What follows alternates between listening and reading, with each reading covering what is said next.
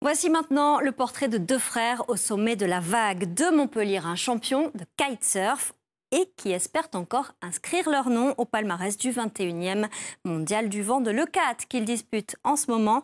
Et Hélène Macurdy et Bruno Panciot-Villon vous les présentent.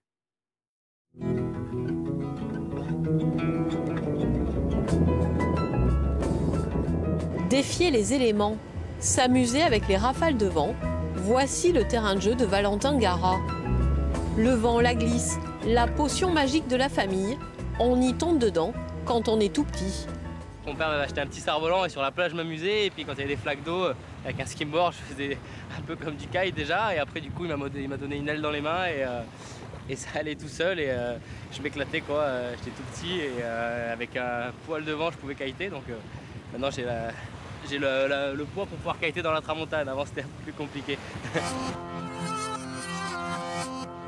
Valentin, 23 ans, vient de relever son plus grand défi, se faire un prénom dans le monde du kite, sortir de l'ombre de son frère Sébastien, double champion du monde, champion d'Europe, quadruple champion de France, bref, pas facile de s'appeler Gara.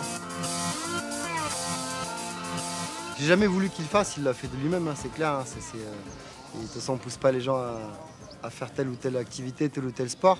Mais bon, il a baigné dans ça aussi toute son enfance, toute sa vie. Donc, après, il aurait pu avoir le choix entre plein de sports, hein, comme il a souvent dit. Et il a choisi le kite, peut-être parce que je suis son exemple.